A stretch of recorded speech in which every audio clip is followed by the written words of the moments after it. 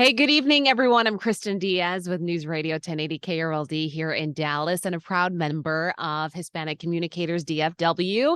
Welcome back to another episode of our Virtual Mentors program. We've had some amazing mentors so far. If you haven't caught them live, don't worry, you can go to our YouTube page. Hopefully, you are watching this live. And if not, again, share that YouTube link with your colleagues, with your friends. We know a lot of you are watching from different colleges. Share it with the other students, maybe in your class, and get to know the people that you are going to school with. You never know who this might be able to help. We are really excited to introduce to you Anayeli Ruiz. She is an incredible reporter from KHOU. So I know we have some people that are watching that are from H-Town. Hello, guys. And some of you that have aspirations to be in bigger markets, wherever you may be watching this across the nation. We welcome you. We're so glad you're here. This is supposed to be to break the ice. We know that as college students, young aspiring journalists, or just getting in the game, it can be a little intimidating, meeting people, networking, and really putting yourself out there. But hey, if you want to be in media, it's what it takes. But why don't we give you an opportunity to break the ice here? Anayeli, thank you so much for joining us today. It's so nice to see you. Full disclosure, we go way back. We We go do. way back. And I couldn't be prouder to have you on this and this discussion with us because you know what, Anayeli, we go way back because we were right there where a lot of these students and young aspiring journalists were. We started out in the trenches, and I know you have some gems for a lot of students. And so if you don't mind, Anayeli, if you can just kind of break down a little bit of your background for those who are not from Texas, may not be familiar with who you are. So I was born in Mexico City, lived most of my life here in Houston, went to school here, high school, college. I'm a proud Coug alumni. I'm a U of H student, University of Houston. But I obviously wanted to become a journalist. And so I knew that I could not start obviously in a top market. You have to start in the small city and then work your way up. And so that's what I did. And I finally am able to come back to Houston and report in my hometown. So I'm so excited to be here. Yeah, it is. It's pretty awesome to also have witnessed seeing you grow. And I've got to say, one thing that really intrigued us about having you on our program was, you have something that's similar to a lot of students that I know that I've even spoken to who are Latino. They are first or second generation. They grew up in a bilingual home or perhaps a Spanish dominant home, Spanish dominant speaking home.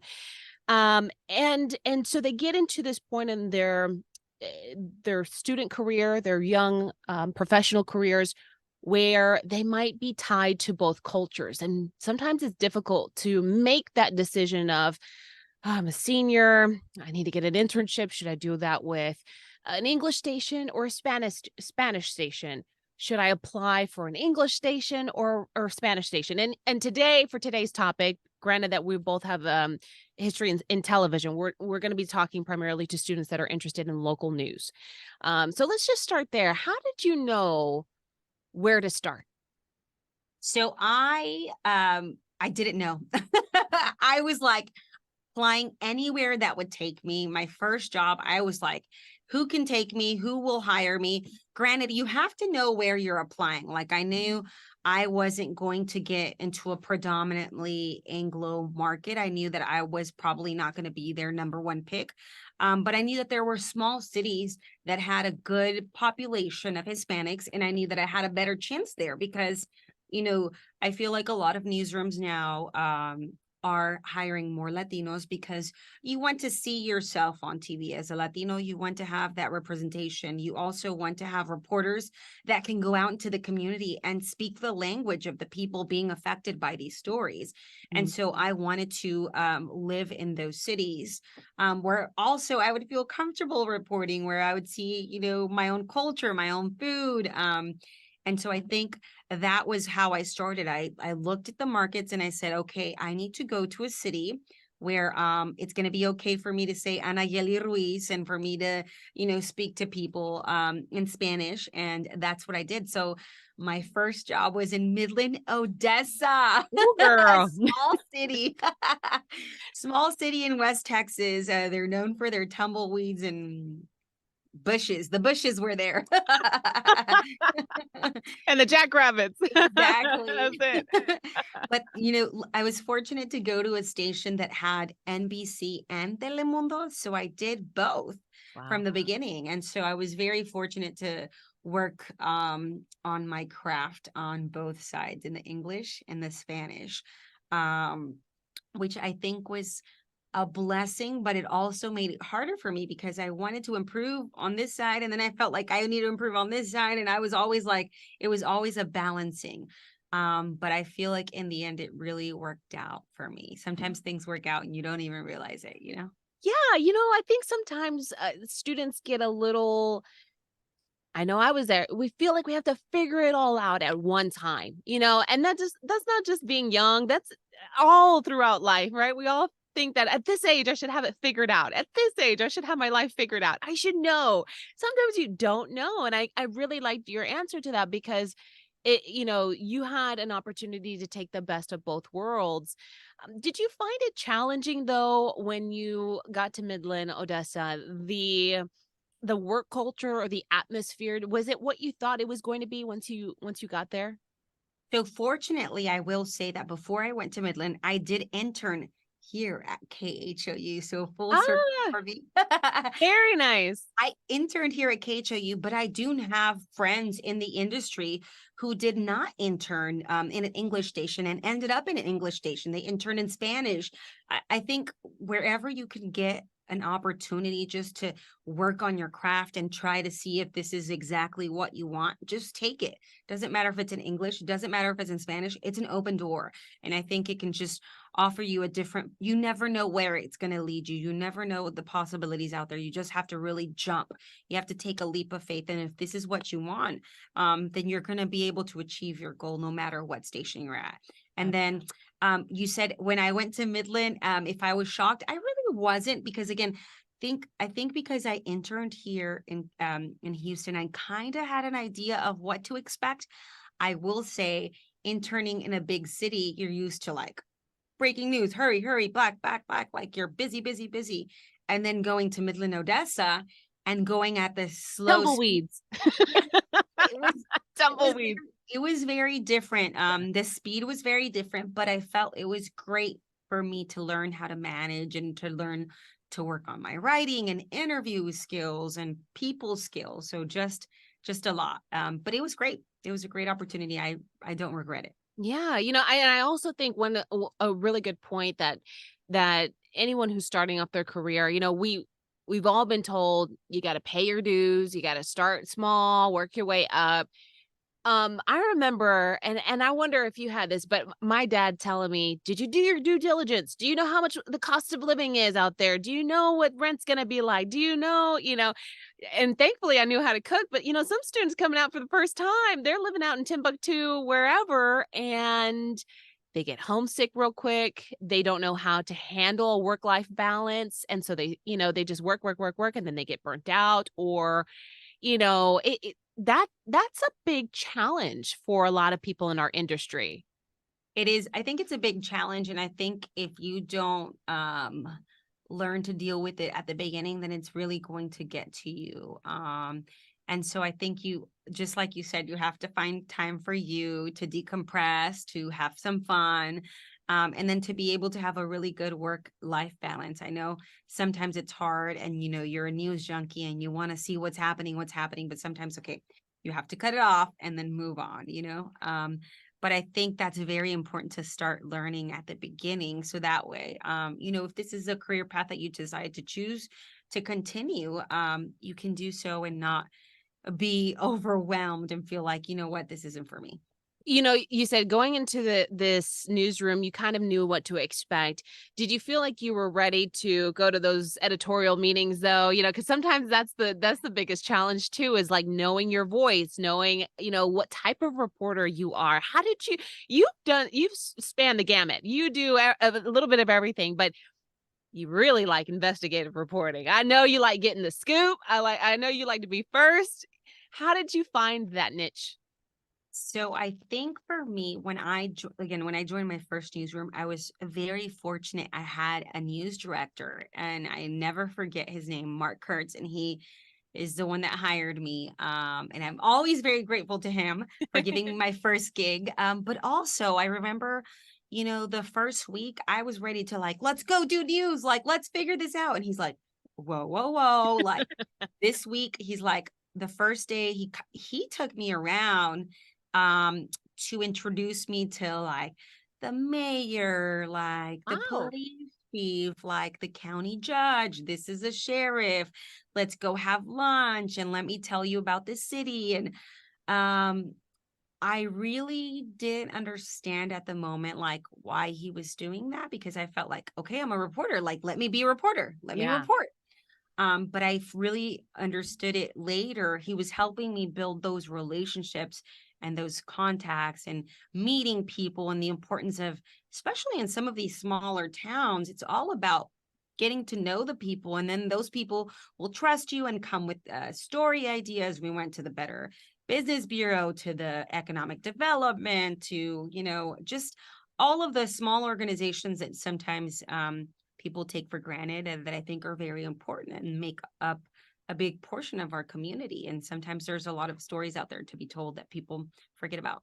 You're bringing us into a whole nother avenue of this conversation when it comes to a couple of key points: networking, story ideas, generating story ideas, but also, did you feel this is where I feel like bridging the gap between becoming a student and then becoming a young professional. Did you know about all of those government, departments? I think that people just, realize like, we don't know all of these things as students, all these departments of governments and who's who and what's what and how these things work. I mean, unless maybe that's what you studied, but most journalism students say you have to just kind of learn on the job. There's like a lot of on the job training, right? It really is. It really is. And I feel like, at times it can feel like, oh my God, this is too much and it's overwhelming. It's just, I feel like people need to ease into it and just, you really do learn as you go. Like, you'll do a story one day on the economic development and you figure out, oh, this is what they do. They help bring businesses to our city. And then the Better Business Bureau protects you from businesses that are, crooks out there.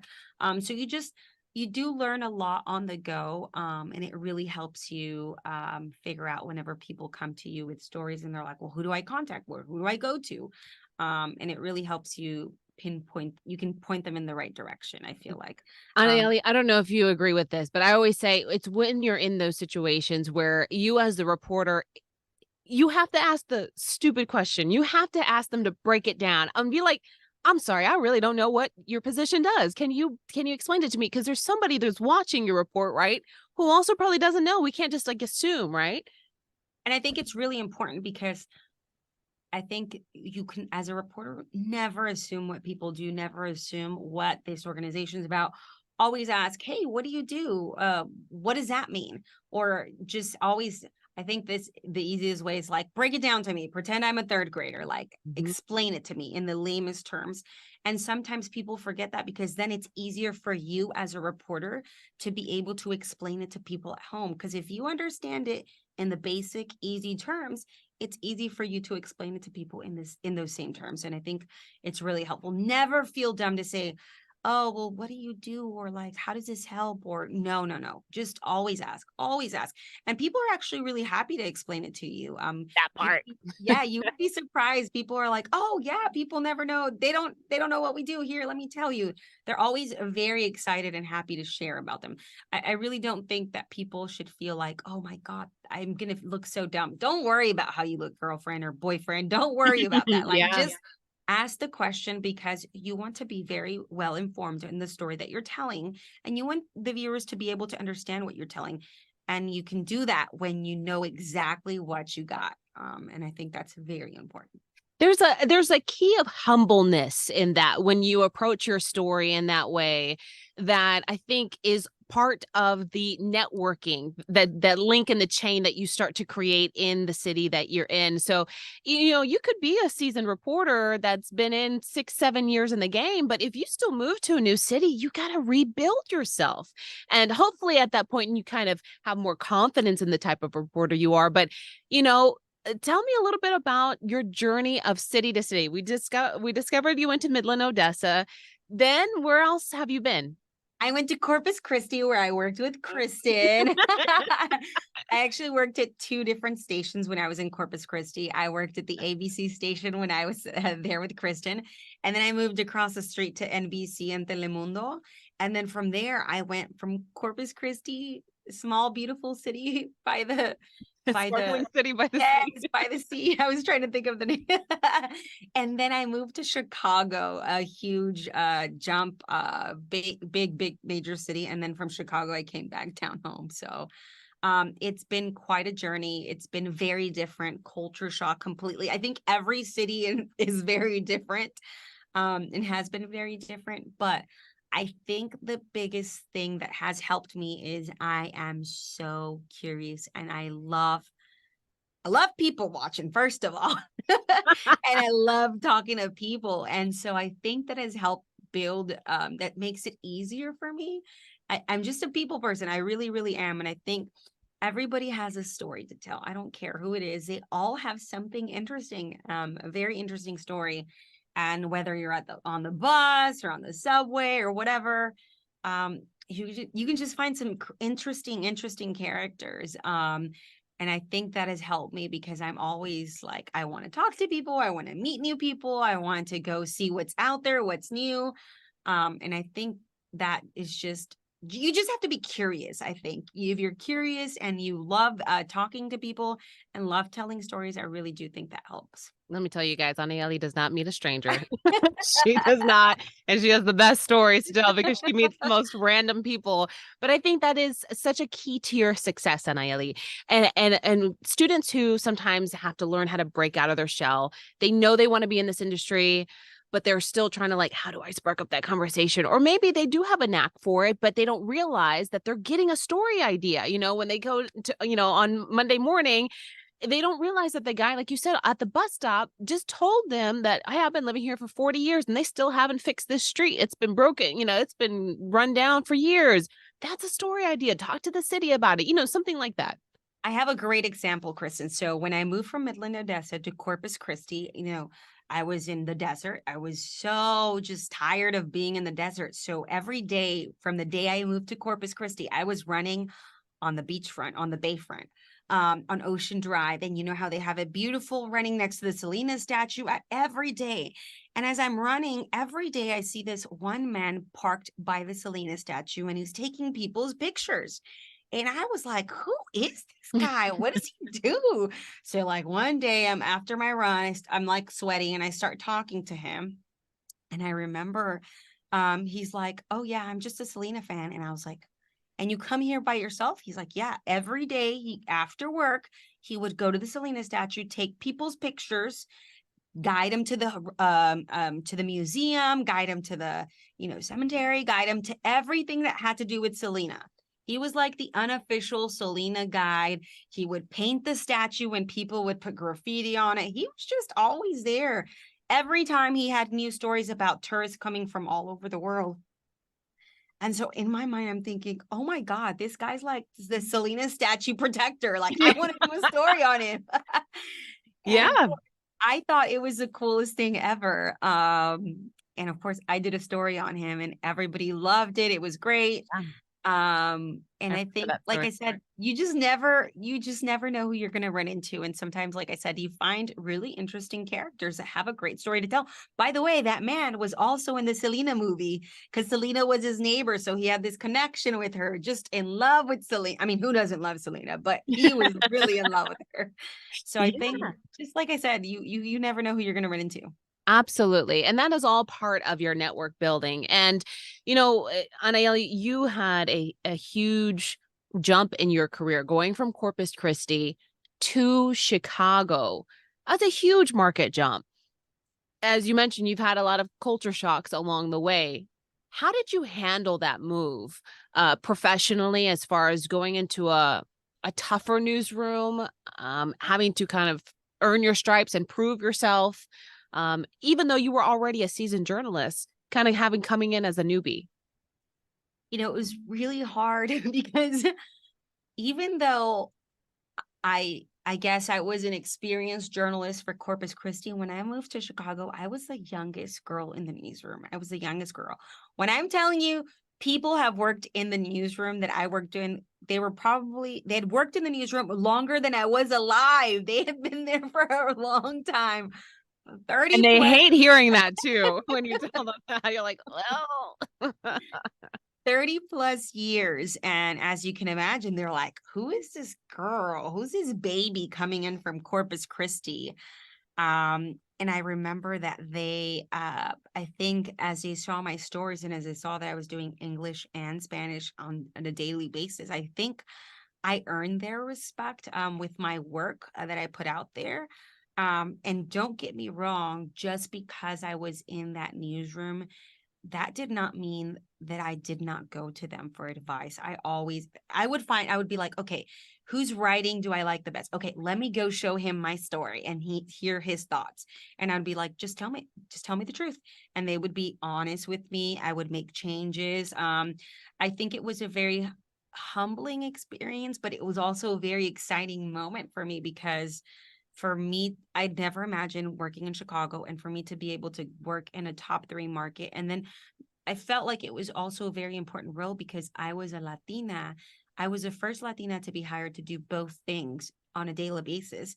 And I had to make sure that I was telling stories about Hispanics on NBC, which I thought was super important because obviously I want to tell good stories about my Latino community. And I took it very seriously. And I think my bosses love me. They were great. And I think that they liked that I brought in stories that people never heard about or things that they had never thought about. Or like, I mean, tell me this. NBC Chicago ran a story about a pozole contest. I mean, like things like that right. that really bring in a Would have different never perspective. made the English airwaves had you not had the Spanish component with Telemundo side. Exactly. And by the way, the lady that won that pozole contest was a white lady that married a Mexican man. So it was her I love suegra that. taught her. I And love like, that. and just crazy and interesting stories that I think would have never, just like you said, would have never made it if I wasn't there. So I was happy to be a part of that, happy to be a part of the community. And like I said, I think the older reporters or the really seasoned reporters, um, I think they ended up respecting me and saw like the value that I brought to the newsroom. So I was happy to do that. Yeah, I feel like the industry has still a lot of growing to do to show that Latino stories don't only have to be told on Hispanic Heritage Month or Cinco de Mayo or only on Spanish media. That Latino stories are American stories, and these are our neighbors, these are our coworkers, these are our politicians, and I love that you kind of thread the needle there with sewing these stories together that, hey, everybody likes to eat food, in this particular story, what if it was a Hispanic victim? Would people have looked at that different? Like, oh, that's only a Spanish. No, we have to range the span the horizons of where our stories fall in the newsroom. They're not just throwaway stories, and they're not just um again, they're not earmarked as, oh, that's a Hispanic story. Even sometimes I think, do you find it difficult sometimes when there's, for example, a Hispanic victim? You're in Houston now. There are, we know, the Latino majority here in Texas specifically, but in Houston, when there's such a melting pot, how do you attack those stories and bring them to the forefront? So I will say this, I'm very fortunate that here in my newsroom, my news director is a Hispanic and my assistant news director is also a Latino. So Whoop whoop. Fortunately, I feel like I don't have to, not that I don't have to fight for my stories, I still do, but I think that they see the value and the importance. And a lot of times, you'd be surprised that a lot of the stories that I do here in Houston, most of the interviews are in Spanish. And I just use, I still give people their voice. A few weeks ago, Kristin, one of like the major stories, and it was like, I think it was nationwide, worldwide. It just really captivated the entire world. And I feel like it did because it was just so graphic and gruesome. There was a 9-year-old that was killed in her apartment complex while her dad was at work. And she's from Guatemala. Her dad, a very humble man, did not speak any English. And so, how can you say that those stories are not valuable in our newsroom just because they speak Spanish? They're just like you said, they're here in this country, just like you and my. And I think that anyone, no matter the language, there's no language barrier to hear that your daughter was killed in her apartment, stuffed in a bag, in a trash bag, in a basket underneath her bed. I mean, you hear that and it's just disturbing no matter what the audience. I don't think there's a language barrier when it comes to that.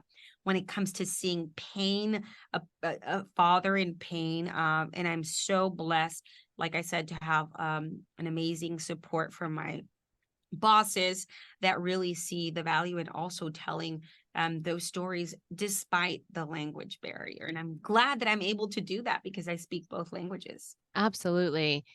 Can I ask you this? You are very confident in handling these stories as you should be. You have been, building up the your experience and your professionalism all throughout your career to be able to handle something like this. But for kids that are coming out of college for the first time, hearing a story like what you might have just mentioned, they may not even know where to start. How important is it to have a strong relationship with your peers, with your news director, even with the local law enforcement to be able to get the story right, to tell the story right? Because those are very sensitive stories that you do not want to mess up, right? It's a lot of pressure. It really is. It really is. And I feel like you just have to make sure, obviously, I know sometimes the emotion really gets you, but you have to stick to the facts. You have to, stick to what police know, what police have so far. You cannot jump the gun, even though, I remember in that story specifically, the dad told us, well, we found a key. And I said, what kind of key? He's like, I don't know. It didn't belong to us. I said, okay, I'm not going to report that just yet because when I called investigators told me, uh, we can't comment on anything. It's still a pending investigation. Obviously, you don't want to impede their investigation because anything sometimes that you get on air just because you want to be the first doesn't mean it's going to be good for the investigation because you could always tip off the person for whatever reason. And so you want to just hold off on sometimes some of those details. If police aren't releasing them, sometimes it's for a reason. Um, but yeah, you have to be very careful what you get right and what you don't get wrong, because again, if you mess up something and you accidentally release something, then you're gonna make that police department angry at you, and the next Yeah. time there's a story, they're probably not going to give you a call because they're going to be angry that, hey, we remember you're the girl that messed up our story last time, not only messed up the story but messed up our case, our criminal case, and now we're not going to give you the next story, or we're not going to give you an interview, or you're not going to get a sit down or whatever. And so you really have to be careful not to burn the bridges. And you have to know when you can run an exclusive and when you can't. And that's also important. You can, something you discuss with your managers. Is it worth taking that risk? Is it worth running something just to say we were the first, or we know this, or we know that? When in reality, if it's, is it really going to help you in the end? Yeah. And with that, that leads me to having proper etiquette when you're on those stories. We are in a social media world where unfortunately you and I we've seen it over the years, distasteful comments, distasteful photo opportunities that just put that she reporter in just not a so glamorous light. It's like, the story is not about you. The story is about the person involved, the city involved. You're constantly a representation of your station. Can we talk a little bit about just like social media etiquette and even reporter etiquette? Well, I think I'm so glad that you brought it up. The story is never about the reporter. It's not. If you're going to, I guess, if you want to be a reporter and you want to be a reporter because you want to be on TV, I think you might be in the wrong industry. But if you Exactly. want to be a reporter to help your community, to tell stories, to be a voice for those people, then you're on the right track. A story should never be about you. The less I see the reporter, the less I see myself, the better. Mm. Because you want people to remember you. I really do. I love it when people stop me and say, "Hey, that story you did on that abuelita, I love it. And I remember that story." And, you want people to remember your words, the story, the person. That's what you want people to remember. You don't want people to remember, like, "Oh, by the way, I saw your picture and you post." Like, I Yeah. think that's stuff that people forget. Yeah. People forget. But if you make a story about the person or this helping someone, I think that's just so memorable and it really, really helps. And going back to what you were saying about, being tacky, you have to be very careful as a reporter. Yes, sometimes we're at crime scenes and yes, you see your friend who you haven't seen in times, but you don't want to take a picture next to where the crime scene tape is and there's a body coming out. You just have to be very careful, how you use social media and everything. It's just, you always have to think, how would you want your family to be treated? You Yeah. treat others the same way. I Yeah. think that's like my motto. And I want to bring up something that I commend you on, that I don't know if I've ever told you this. Anayeli was one of the first people there at Uvalde after the the massacre happened. Um, Anayeli, I think it was I saw a report of yours, but it was like maybe a week or two after, before you and I even spoke, and I didn't realize you had been down there so long, because you didn't post on social media. You weren't, "Hey guys, I'm here working this story." No, you were very respectful. You were in the trenches with these families. That was a very heavy story for everyone. But specifically for you, I wanted to talk about those long sleepless nights that you were up with those families, up at the crack of dawn. Just share a little bit of your experience, because I think a lot of people don't realize the hard work of all the reporters that were there, day by day. It was just a crazy experience that I will never forget. I remember I was on the border. We were in the McAllen area, and we were there because we were covering the end of Title 42.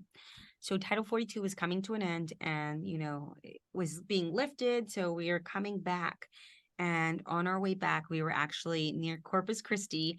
Get a call from my boss, and he says, "Hey, we need to reroute you." And we're like, "What?" They're like, "There's been a school shooting. You guys are the closest crew there. We need you to go now to Uvalde." And they're like, "What do you guys know?" They're like, "All we know is there's a school shooting and there's a person barricaded inside." So we didn't know what we were walking into. So we went back up to we rerouted ourselves to Uvalde. By the time we got there, it was probably like 1:30. And granted, we were traveling back. So I was like, my hair was up. I was, in a It's comfortable not travel always glamorous, is it? Yeah. stretchy pants, comfortable t-shirt. We pulled into a gas station right before we got to Uvalde and I changed. I'm sure the clerk saw me and I was like, "That's not the same girl that walked out." But, we walked out and we got there and they said, "We need you guys to go to the reunification center." And that's where we posted. We literally got there.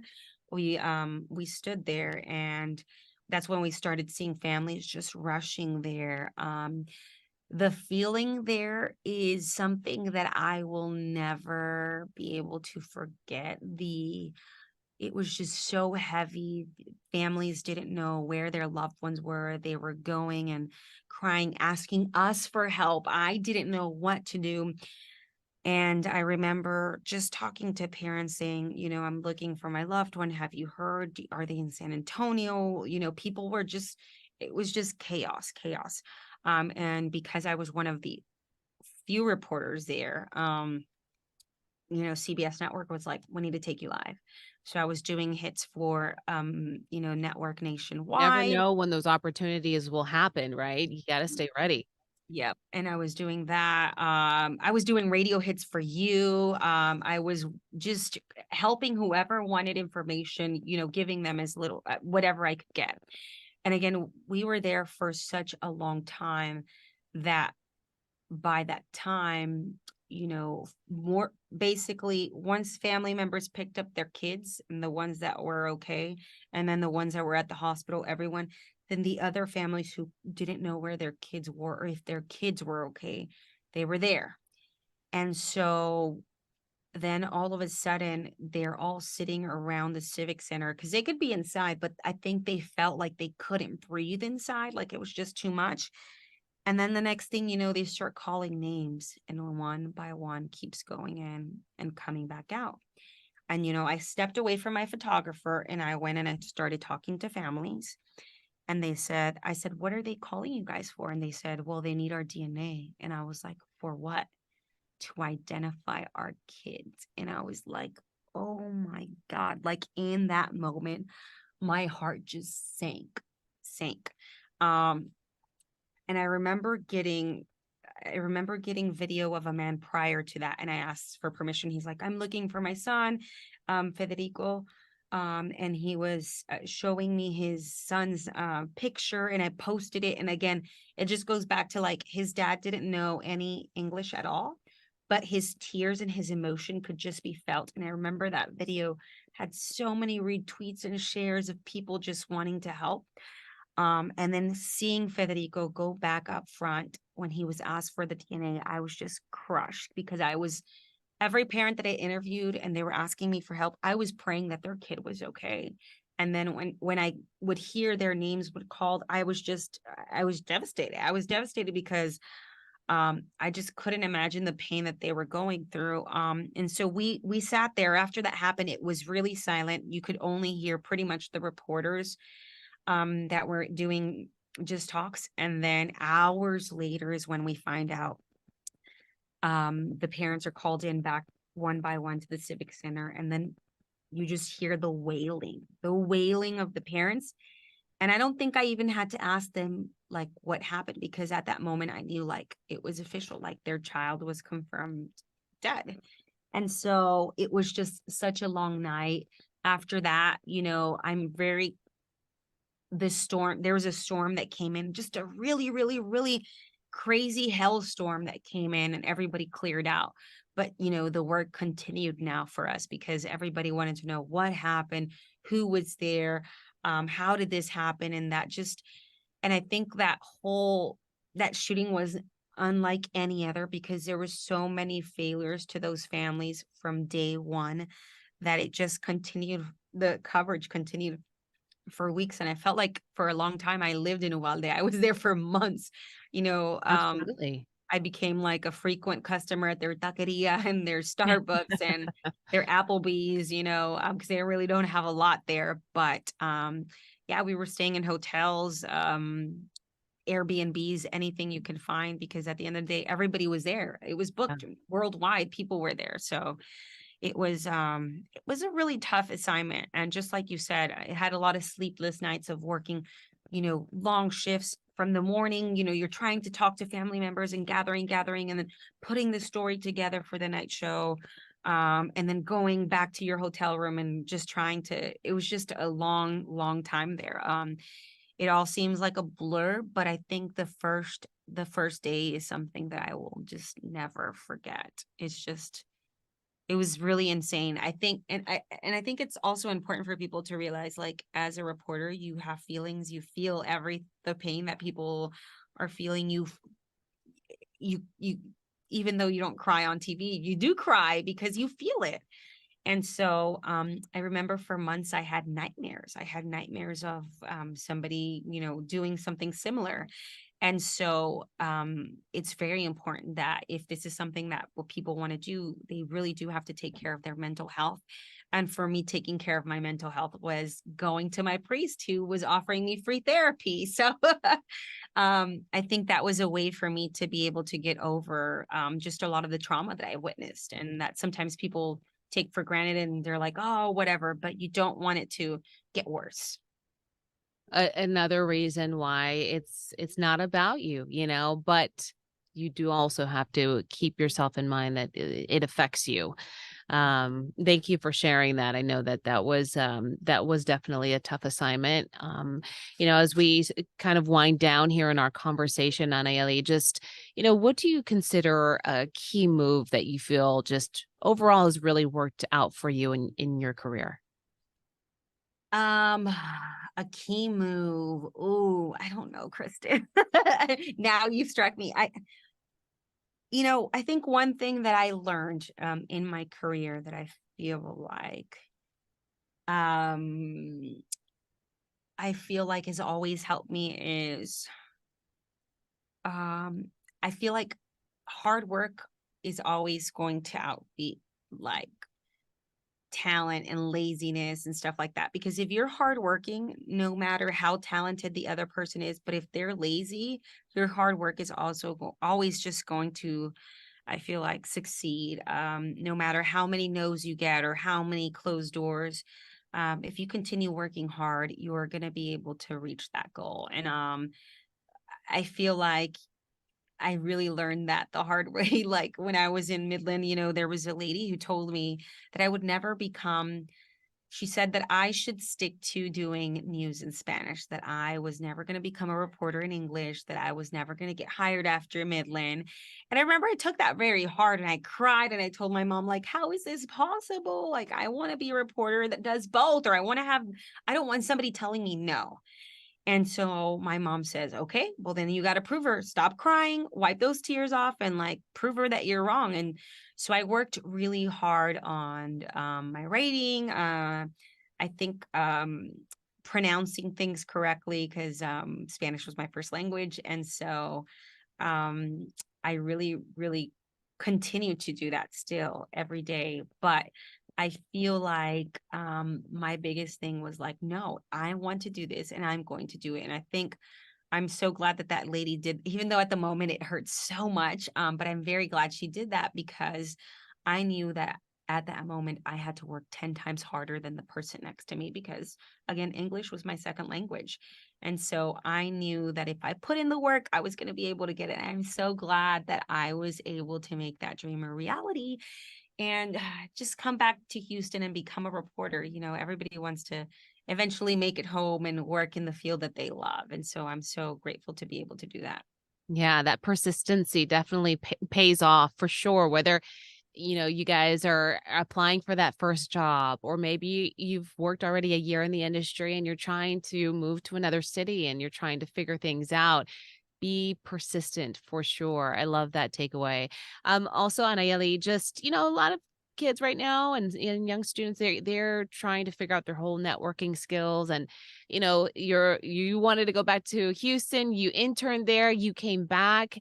Can you talk a little bit about the importance of keeping up with those connections in the cities that you hope to be in one day? If you've created those connections, or at least observing what's already in the market?